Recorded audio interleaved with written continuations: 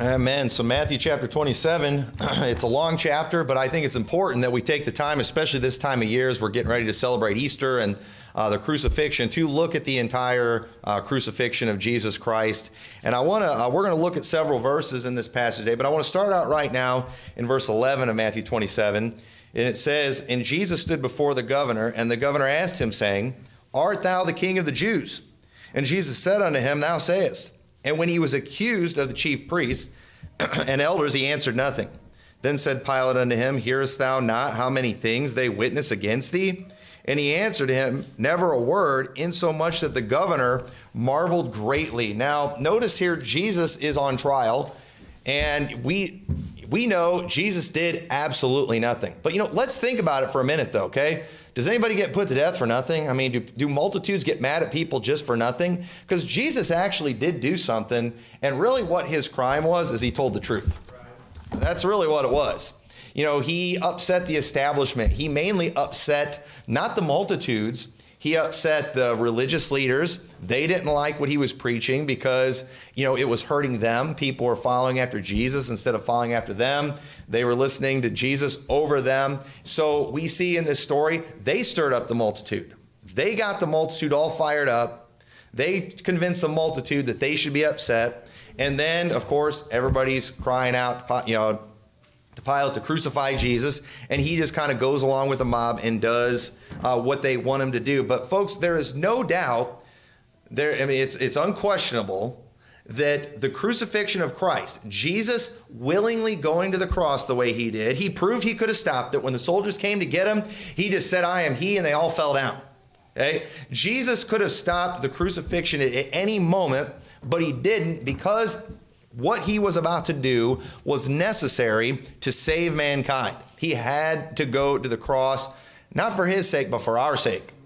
And hands down, no question, the greatest act of love that was ever performed in human history and ever will be performed was Jesus Christ going to the cross. No question about that. People, when there's no question, if you were to, even in the world today, who for the most part does not like Jesus, if you were to say, who is the most loving character in all of history, they'd say Jesus Christ. In fact, whenever people think that we're not being loving, what do? They often say, you should be more like Christ. You need to be loving like Christ. If you people were just more like Christ, people would love you. But let me ask you, was Jesus being responded to very well here in this story? When he's doing the most loving thing that had ever been done, how was it being handled? How were the wicked responding to this great love? And that's the title of the message, How the Wicked Respond to Love. Because understand, there are, decent people out there who respond good to love. There are people out there, when you preach them the gospel, they're glad to hear it. They're anxious to receive that. But there's some people out there, they're just wicked.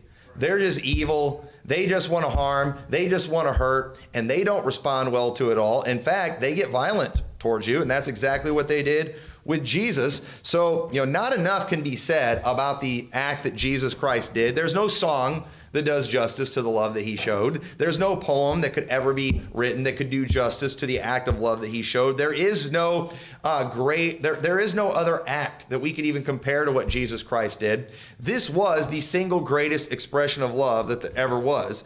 And so what's interesting about it, though, is that it was perceived as something completely different. Everything that Jesus did on his ministry, it was not looked at as this great loving thing.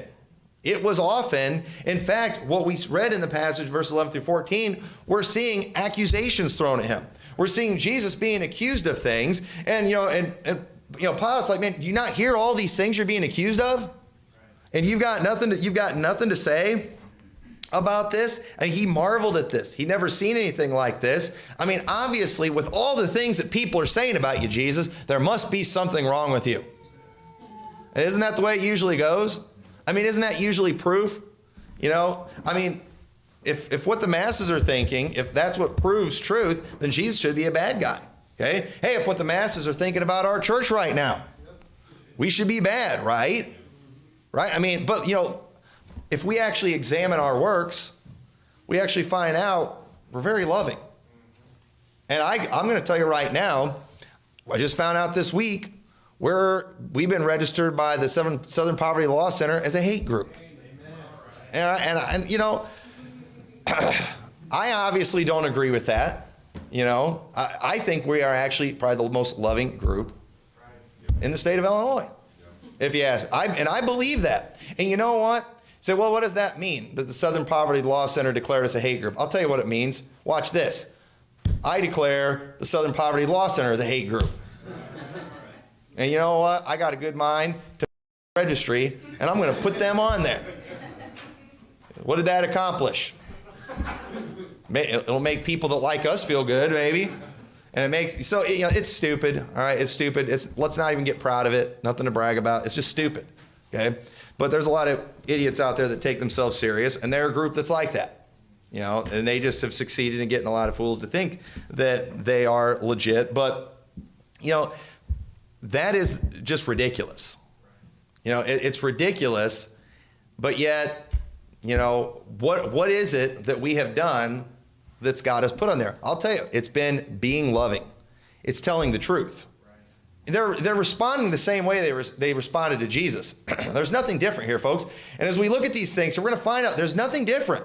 Okay? In fact, Jesus warned us this is what was going to happen.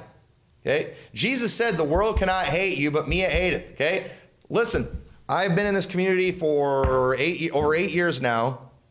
My neighbors like me. I worked in a factory, and pretty much everybody in the factory, with few exceptions, disliked me. Okay? I am a very liked person. Everybody in our church, we are very liked people. We are super nice people. You know, and we have had nothing but great response. But, you know, a group, you know, a select group wants to go and accuse us of things. And you've got others that are out there that are willing to just ignore the fact that, you know, we've been out here for all these years, have a great reputation. You know, some people even ignore the fact that they go to this church and actually know us. You know, they'll ignore the evidence of the years that they have sat in this congregation and have, had personal interaction with us, and what they are so programmed by the news media, they'll hear a report that says something different, and all of a sudden they believe that report. That's how brainwashed people are. Listen, if Fox News came out and said Santa Claus is real, somebody y'all would believe it. That's all there is to it. If CNN said the Easter Bunny was spotted, you'd all believe it. Okay? That's how programmed some people are. And if somebody on the news said that you're a Muslim, you'd believe that too. Okay? Because that's how dumb people are and how programmed people are. But understand that that's just the way it is, okay? The wicked, they turn everything around. They don't care about the truth. So, you know, Jesus never did anything to hurt anyone. All he did was he told them the truth. And so that's the only thing that Jesus ever even did that could have even been perceived as negative. I mean, who gets mad at healing? The Pharisees did. But yeah, they got mad at that. You know, who would get mad at multiplying loaves and fish? Right? Jesus, there's nothing that he did to cause harm to anyone. But he did influence people away from wicked leaders. So he did harm the control that they had over people to do evil. But was that a hateful thing that he did, or was it a loving thing that he did? That was a very loving thing that he did. And it got him accused of a bunch of stuff. And so nothing will get you in any more trouble today than preaching truth, laying out the facts, telling it like it is. You know, it will still get you in trouble today. The world has not changed, okay? And I will never get in as much trouble as Jesus did, because I'm not as loving as he is, okay? And you say, well, you know, you shouldn't do comparisons. It's okay to do comparisons. Jesus did the comparison when he told the disciples, hey, if they hated me, they're going to hate you too. Jesus did that. Obviously, we won't be as loving, therefore we won't be as hated. You know, we won't be as hated because we won't be as much like Christ as he is. So, you know, but at the same time, the more we're like Christ, the more we're going to get treated like Christ. That's all there is to it. The Bible promises that. Okay, I don't care what Pastor Skinny Jeans has told you. Okay, I don't care. He's not having any impact on the world. He's just conforming to the world. Yeah, he's going to keep being loved by the world because the world loves his own. That's all there is to it. So what I want to do in this message, I want to show you the consequences of loving wicked people. And you know what, folks? We're going to keep loving wicked people. And if we keep loving wicked people, we're going to keep getting hammered, we're going to keep getting persecuted. And if you don't like it, there are plenty of churches out there who don't love the wicked that you can go to, that will go and make you feel good about yourself, where you'll never be threatened. You'll never have any threat of losing anything. It'll make you popular with the community. And you can go on and continue hating those people into hell. But here, we're going to keep loving the wicked. We're going to keep loving like Jesus loved. That's all there is to it. Okay? We didn't come here to just be another pathetic church just sitting there doing nothing, but just collecting offerings. Preachers just collecting their paycheck, just trying to get in good and trying to be a big shot in the community. That's not what we're here for. We are here to preach the truth. We are here to be like Jesus Christ. We are here to love people, even the wicked. Well, I don't see that as love. Okay, yeah, the wicked, they don't respond to it right. Yeah, Pastor Tommy, how many churches, get put on hate lists and things like that? The ones who actually love people. Okay, they persecuted Christ. Okay, and when we're like him, we're going to get the same kind of thing. So let's see what happens when we love the wicked. Okay, because our world today, it does not know what love is. What God calls love, they call evil, and what they call love, God calls an abomination. God, it's perversion. And so what happens when you tell the truth today? Well, look at what it said again in Matthew 27, verse 11. When he said, "Art thou king of the Jews?" Jesus said to him, "Thou sayest." And when he was accused of the chief priests and elders, he answered nothing. And then said Pilate unto him, "Hearest thou not how many things they witness against thee?" Now, we're not going to go to all the passages. But what's funny, though, is it gives us a lot of the witnesses that they gave. But it's interesting how the Gospels show that the witnesses did not agree together. Did you know they weren't supposed to put anyone to death at the mouth of only one witness? It was supposed to be at the mouth of 2 or 3 witnesses. And while Jesus had many witnesses, none of them agreed together.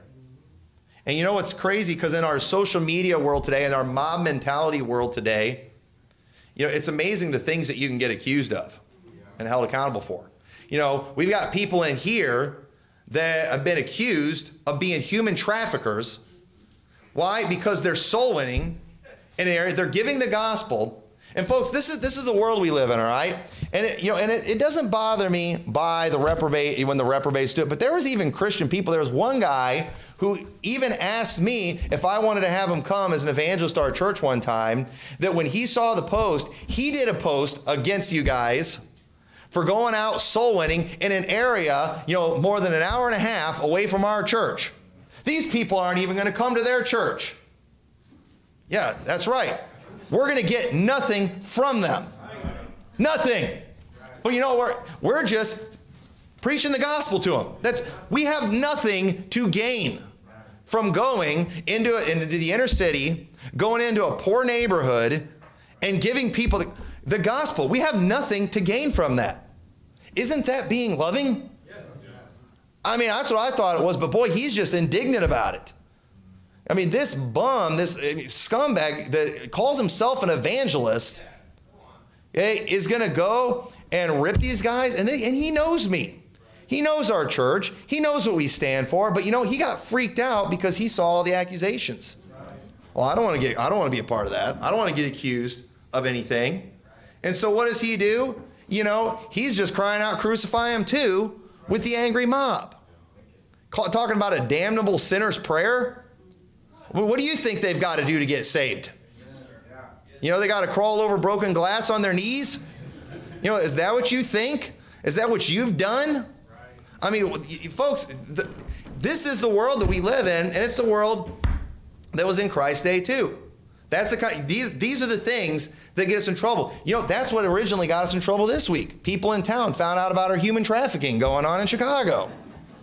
And then started finding out all the other things that we've been accused of. And nobody's witnesses agree together. Nobody checked up with that woman and say, "Hey, what evidence do you have these guys were human trafficking?" Was it the fact that they were handing out literature with their information on it? Because I know that's pretty common. You know, was it the collared shirt and tie that Austin was wearing? You know, was it just that creepy look that he's got? You know, well, you know, is that what told you? You know, was it the fact that they were right there in a public park on public sidewalks? You know, giving the gospel. But boy, did people not agree with her, including supposed Christians? Folks, that's the world we live in today. And you know what? If you're going to get freaked out by that kind of stuff, you know, move on, all right? There's plenty of churches you can go to where they're not going to do any soul winning. They're not going to get any persecution because they don't do anything. Okay? There's plenty of those around here. Okay? And so this isn't, you know, but we're going to continue doing that kind of stuff because we actually love people. But when you love the wicked, you're going to get accused of things. You're going to get accused of saying things you never said. And that's what they did with Jesus. It says in verse 22 of Matthew 27, Pilate saith unto him, What shall I do then with Jesus, which is called Christ? They all said unto him, Let him be crucified. And the governor said, Why? What evil hath he done? But they cried out the more, saying, Let him be crucified. When Pilate saw that he could prevail nothing, but rather a tumult was made, he took water and washed his hands before the multitude, saying, I am innocent of the blood of this just person. See ye to it. I hate to get on a rabbit trail right now, but, you know, this kind of reminds me of President Trump when he's going and declaring a national emergency, shutting everything down, and then, you know, a little over a week later into it, I don't even know why we did this. Everybody's telling me we've got to do this. We got to shut the country down. You know, people want to go back to work. You know, we need to get people back to work. He's acting like he's on our side. You know, I have nothing to do with this. This is just what my advisors told me. Hey, why don't you be a leader and just do what you actually believe? Why don't you, since you're the guy that they elected, you know, how about you go and do what you think is right instead of just listening to a bunch of people that we did not elect? You know, that would make sense. But listen, if that was your decision, if you really believed we need to shut everything down, then stick by it. Don't act like, you know, I'm with you guys. You know, and that's what Pilate did. He's the leader here. He could have stopped it, but he was a coward. So he washes his hands. I got nothing to do with this just person. It's amazing how leaders don't change either. Just giving in to the pressure, giving in to the multitude, giving in to the Jewish news media yelling at him. It's exactly what he was doing.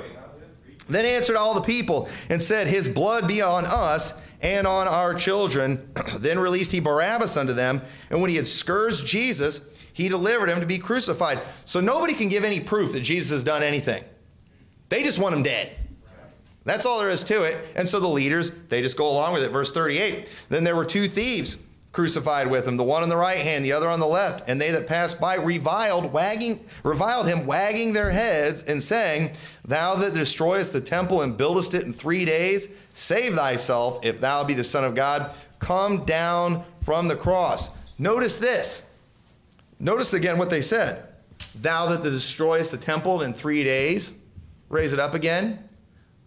Did Jesus say he was going to destroy the temple? Jesus didn't say that, did he? Remember what he said? Jesus said that about them. He said, destroy this temple, and in 3 days I will raise it up again. Now, we all know he was talking about his body. Okay? But he said, destroy this temple. But what did they do? And I think they knew what he was talking about too. But you know what they did? They turned it around. And not only, he didn't say, I will destroy this temple, and I'll raise it up. He was referring to them doing it. But nope. Oh, look at that guy. And you know, and here's the thing that just blows my mind about this. They're accusing him of all these things. You got a multitude around watching it. How come nobody was honest enough to say, well, that's not exactly what he said? Now, I don't like him either. You know, I don't like Jesus either. I don't believe what he's teaching either. But you know, that's not what he said. Why is it that people who hate us, okay, whenever we just get the most outrageous accusations thrown at us, they're not even honest enough to defend us when it comes to things like that? You know, why is it that even the Christians, you know, supposed Christians, can't get up and say, you know, I don't agree with this church. I don't really agree with their method of soul winning. But, you know, going soul winning is not really that weird of a thing to do. You know, there's a lot of churches that do that type of thing. It's been going on for a really long time. You can't accuse somebody of human trafficking because they were out giving the gospel to people. You know, why can't they at least say that? You know, but you know, what do? They just jump on the bandwagon. Yeah, That's true too. Why? They just want anything to stick. That's what all our enemies do with us. I have never seen an enemy of mine who knows the facts go and correct anyone who falsely accuses, even in their presence. Even if they do it on their website or leave a comment on their video, they never correct it. Yeah, just anything bad, they'll say it, and that's what they did here. Nobody's correcting this, even though this is obvious, not what Jesus said at all, but that's what's going to happen. And not only that, not only are you going to get accused of saying things you never said, people are going to believe it. Why? Because they need it to be true. In verse 41, Matthew 27, it says, likewise also the chief priests, mocking him with the scribes and elders, said, he saved others, himself he cannot save. If he be the king of Israel, let him now come down from the cross, and we will believe him. Lie. Folks, that is a lie. Not only did Jesus, he didn't come down at the cross, but Jesus died and rose again 3 days later, and they still didn't believe him. You know why? Because they were lying. You know, and they say, if you'll do this, we'll believe. We'll leave you alone if you won't preach so hard on the homos. Lie. Okay, even if we lighten up our stance on the homos a little bit, do you think they're going to give in? They're not going to give in till we're letting them stand behind this pulpit. Until they have all the same rights and privileges as any normal person, they will never stop persecuting. So, we're not going to go and just give ourselves a little more time and just bend and just say, all right, it was a sin in the Old Testament, but it's not that big. It's a big deal today, but who cares? All right. I'm not worried about it. I'm more worried about the coronavirus and AIDS. Because the news media hasn't told me to be worried about AIDS right now. Now, they were in the 90s. We were all supposed to be dying of AIDS. I don't know if y'all remember that. I remember everybody was scared of that. We were all going to have the AIDS, AIDS by, I forgot what year. And, that's not really the case. But, they're never going to stop. Okay? So, what are we going to do? We can give them a little bit. And what are they going to do? They're just going to want more. It's not going to stop. What are we going to do? We're just going to go and just, lighten up a little bit, hoping they focus on somebody else, hoping they attack somebody else. That's not what we're going to do. That's not what we've been called to do. And that's not Christ-like to do that kind of thing. So they're lying when they say that, okay? People are lying when they say it. People who would encourage us to compromise, we'd be okay. No, they're lying. They're lying. They're going to continue moving the goalpost and these things. We're not going to do that. So Luke 23, verse 1 says, and the whole multitude of them arose and led him to Pilate, and they began to accuse him, saying, we found this fellow perverting the nation and forbidding to give tribute to Caesar, saying that he himself is Christ the King. Now, does anybody remember what Jesus said about giving tribute to Caesar? I believe he said, render therefore unto Caesar's the things that are Caesar's, and unto God the things that are God's. Isn't that exactly what Jesus said? But where's anybody stepping up and saying, actually, that's not what he said. That's not even close to what he said. They're saying he's forbidding. Why? Because people just wanted something. They needed something to accuse him of. I mean, folks, the things that I have been accused of saying this week have just blown my mind. And I'm thinking, first off, is there anyone dumb enough to believe I actually say these things? And the truth is, yes, there are. Hey, there's a reason the news media is getting really good ratings, because people are dumb enough to believe them. They'll believe anything, folks. So, I guess we shouldn't be surprised. But yet here we have the record of Jesus Christ saying the exact opposite, but yet look what he's getting accused of. How do you win in that situation? Brother Tom, if you just were a little nicer about things, then people would respond better. No, they wouldn't. I can't get nicer than Jesus. Well, maybe if you just word things a little better. You can't get any more clear than render unto Caesar's the things that are Caesar's. But yet they took that as, he said we shouldn't pay tribute to Caesar. Folks, it's amazing. And Pilate asked him, saying, art thou king of the Jews? And he answered and said, thou sayest it. And then said Pilate to the chief priests and the people, I find no fault in this man. And they were the more fierce, saying, he stirreth up the people, teaching throughout all Jewry, beginning from the Galilee to this place. Another thing that's going to happen, if you continue to love like Jesus Christ loved, you're going to get accused of causing other things to do things you never told them to do. Because isn't that what we get accused of all the time? You know, we teach about what the government ought to do, and everybody interprets that as you're telling everybody to go kill homos. No, absolutely not. And no matter how many ways I have said, you know, don't go killing homos. No matter how many ways I tell you that, you know, we would throw you out of this church. If any of you all went and you murdered a homo, okay, let's get this on record. You get kicked out of our church and turned into the police. All right, y'all understand that?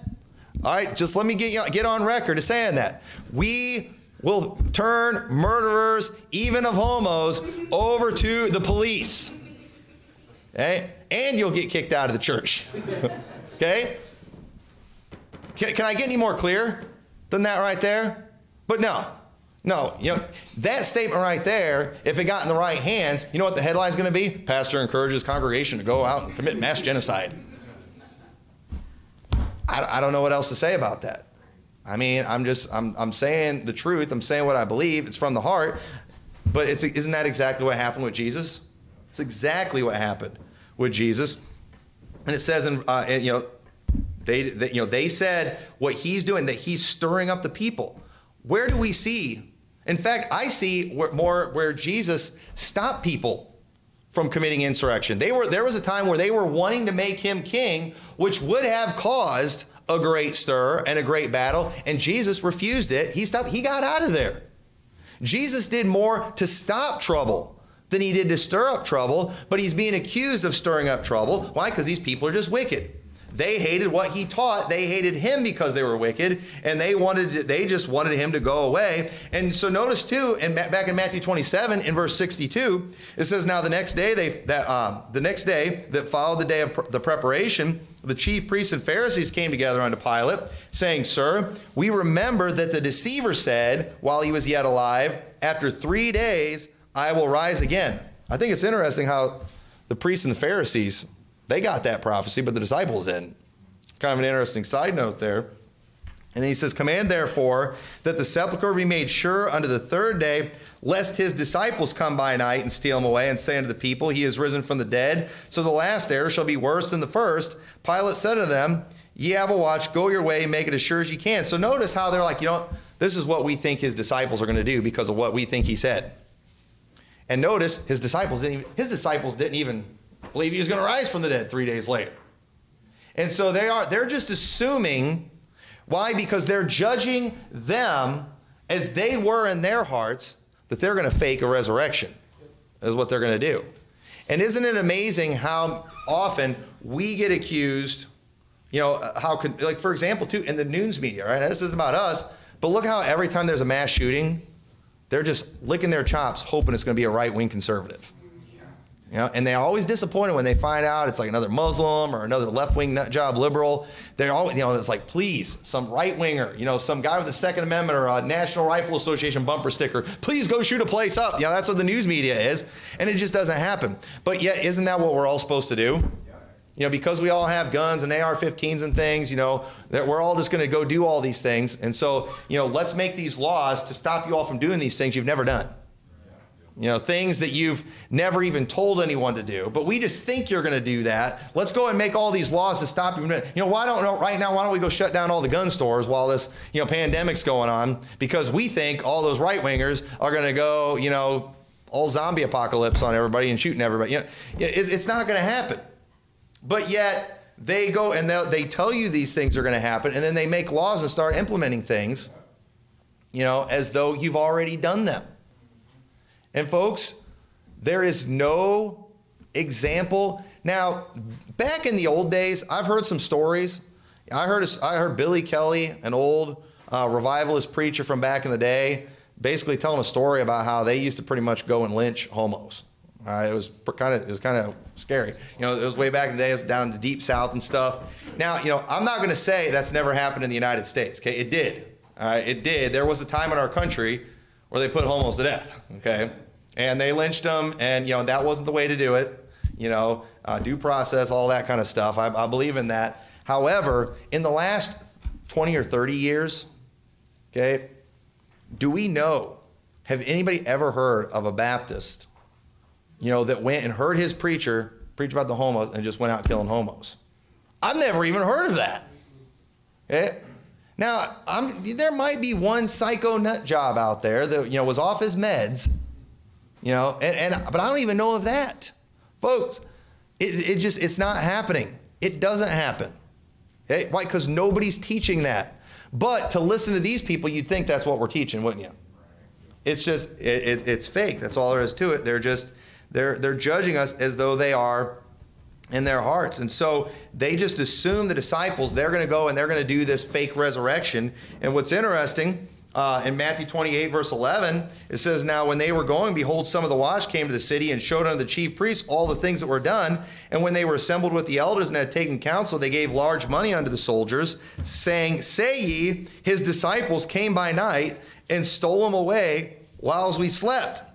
And if this come to the governor's ears, we will persuade him and secure you. So they took the money and did as they were taught. And this saying is commonly reported among the Jews unto this day." This saying is commonly reported among the Jews. Reported by the reporters, by the Jewish news media back in that day, that the disciples faked a resurrection. They went and they stole the body of Jesus Christ in the middle of the night, trying to make it look like he rose again from the dead. Fake news. Fake news is what they ended up doing. They end up covering up the real story. And they literally paid people to promote a lie. Who are those people today? Anderson Cooper, Rachel Madcow. I mean, all people like that. Okay, and let's just make everybody mad. Tucker Carlson. Okay, let's make everybody mad. But that's what they're getting paid to do. But you know what? So the wicked, they ignore any facts that don't go along with what they need to be true. And folks, people need me to just be some just crazy monster. But I'm not trying to talk about myself, but I'm just not. People that know us like us because we're nice people. We have a nice family. We're a nice church. The first time I went to Faithful Word, I had just heard so much junk, even though I knew there was like a part of me that just kind of expected this place is going to be kind of crazy, And I remember just how surprised I was, just how normal of a church it was. Even though I knew what they taught was the truth, it's just, you can't help hear all that stuff and some things not stick, in your head. And so it was. I remember just, I was like, wow, this place is a very normal Baptist church. Okay? But yet, look how many people, that place is crazy. There's people on a bunch of nut jobs, everybody. No, that's not the case. That's just what you're hearing. You're hearing all that propaganda, and a lot of people believe it because they need it to be true. And notice, too, in 1 Corinthians 15, because remember I said out the mouth of 2 or 3 witnesses? How many people actually witnessed the resurrection of Jesus? Now, it was probably only 2 or 3 that they paid to say that he was stolen away. But let's see how many actually saw the truth that he was resurrected. It says that he was buried, that he rose again the 3rd day according to the Scriptures, and that he was seen of Cephas, then of the 12. After that, he was seen of above 500 brethren at once, of whom the greater part remain unto this present, but some are fallen asleep. 500 people saw Jesus at one time after the resurrection. Most of them were still alive during Paul's day. Most of them were still alive, but that didn't count. That doesn't count. So, Pastor Tommy, I've been hearing some things about your church. Well, where'd you hear? From one person who's never been to our church? Why don't you get the witness of all the people that have been in our church for years and years? And listen to them. Why don't they come and question some of you all and say, hey, has Pastor Tommy ever told you to go kill anybody? Why don't they do that? Because they know they're probably not going to hear what they want to hear. So you know who they're going to question? Somebody who did a Facebook post. Oh, I heard on a Facebook post that Pastor Tommy holds women down and tells them they have to submit to their husbands. Folks, I've never done that. I've never. I don't know where that one came from, but that's a social media world. That's the kind of people we're dealing with. And isn't that kind of is that not what Jesus dealt with? Just completely making things up. So one thing you're going to find out too, you're going to find yourself abandoned by those who should be defending you. Okay. Now, folks, I put this message together about 3 days ago. This is my third point in there. But look, Matthew 26:31 says, Then said Jesus unto them, All ye shall be offended because of me this night. For it is written, I will smite the shepherd, and the sheep of the flock shall be scattered abroad. But after I am risen again, I will go before you into Galilee. Peter answered and said unto him, Though all men shall be offended because of thee, yet will I never be offended. Jesus said unto him, Verily I say unto thee, that this night before the cock crow, thou shalt deny me thrice. Peter said unto him, Though I should die with thee, yet will I not deny thee. Likewise said all his disciples. What think ye? They answered and said, now jump down to verse 66. So after Peter has said all of this, in Matthew chapter 26, when it got real, okay, when all of a sudden the soldiers show up, okay, and Peter for a moment, he got excited. Remember, he took a swing at a soldier, but then Jesus rebuked him for it. I don't know if he got bent out of shape then. But then we see how he followed Jesus afar off. But notice in verse 66, this is while Jesus is being accused, and Peter is, off in the distance, watching what's going on. He should be testifying on behalf of Jesus. But listen to what it says in verse 66. What think ye? They answered and said, He is guilty of death. Then they did spit in his face and buffeted him, and others smote him with the palms of their hands, saying, Prophesy unto us, thou Christ. Who is he that smote thee? Now Peter sat without in the palace, and a damsel came unto him, saying, Thou also was with Jesus of Galilee. But he denied before them all, saying, I know not what thou sayest. I don't know what you're talking about. Notice how when it got real, all of a sudden now he's changed his tune, and you know the story. He ended up denying Jesus Christ 3 times. And then he ran off crying, went out and wept bitterly. And listen, when the persecution gets real, people change real quick. When the trouble actually comes, boy, people love to talk about how hardcore they are. Yeah. But boy, when the opposition actually comes, that's when you find out who's just a talker and who's the real deal. Yeah. And let me just give you a little bit of wisdom right here, a little nugget of wisdom. Okay, the guy who beats his chest the loudest, especially when things are good, is the first one that's going to be running when things get difficult. Just mark it down. The guy who's just steady and quiet and just doesn't say a whole lot, they're usually the ones that come through when things get tough. That's just the way it works. And Peter was always the first one to open his mouth. But, there he is denying Jesus 3 times. And, Peter wasn't the only one. Jesus said, all of you are going to do it. And they all scattered. They all abandoned Jesus that night. So that's just what's going to happen, folks. It's just the way it is.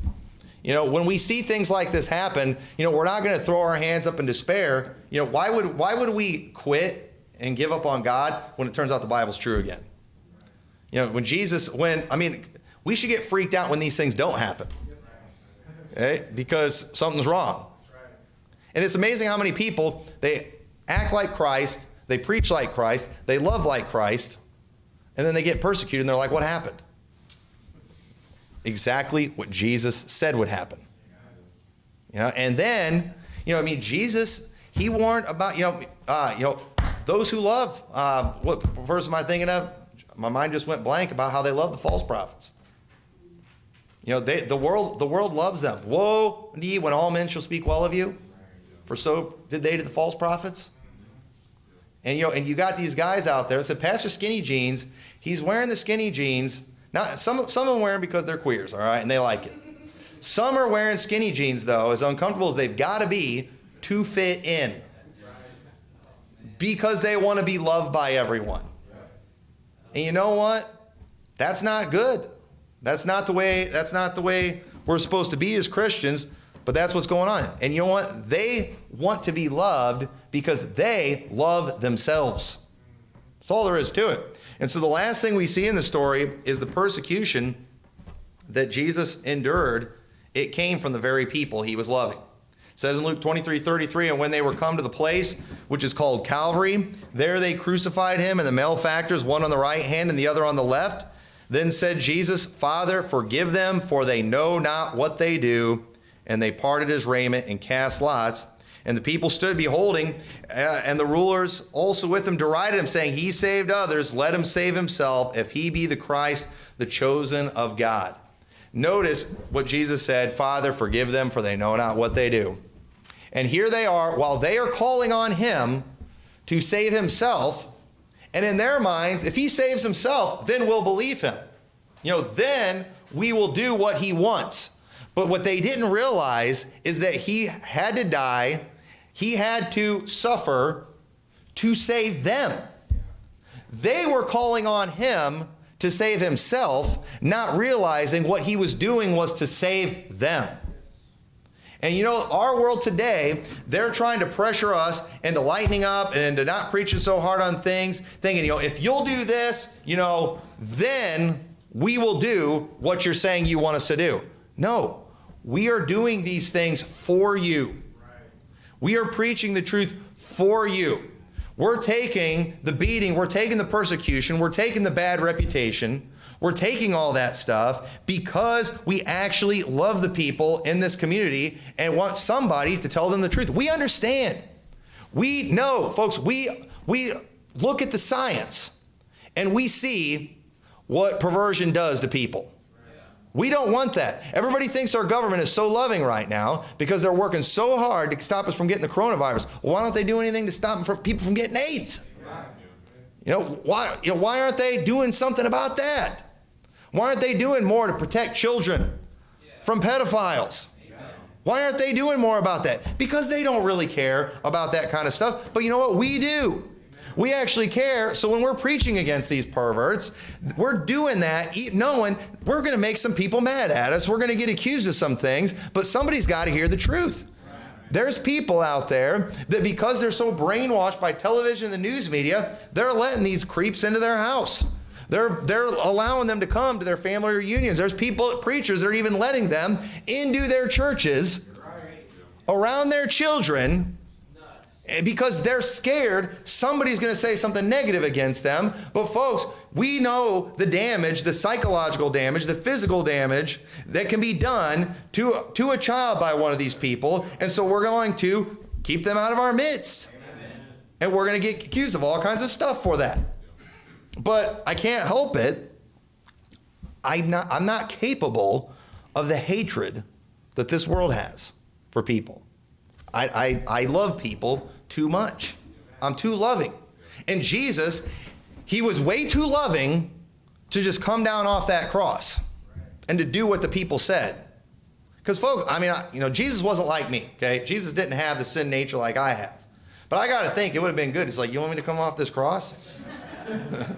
I'll come off this cross. And I'll give you an early entrance into hell. That's what I would have done, because I'm not as loving as Jesus. So he did. He had to take the grief. And folks, I'm just fed up with people saying you need to be more like Christ. It's like, you don't even know who Jesus is.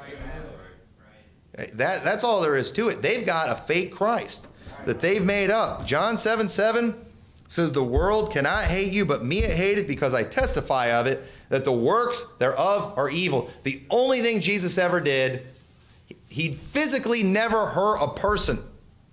All he did was preach the truth. Folks, the police in this area would agree, my criminal record proves I have never hurt anyone. I've never hurt anybody in this area. But you know what I have done? I have preached the truth, and I'm on some website, Real Life Villains. I've never hurt anybody. I'm a real life villain. Okay? And I try not to let that stuff go to my head. Okay? I don't shoot for stuff like that. I would prefer them take me off that list. I wish Southern Poverty Law Center was like, this is stupid. We're giving these people attention they don't deserve. We're taking them off the list. I'm not looking to get on these things. All right? I'd rather not be on them.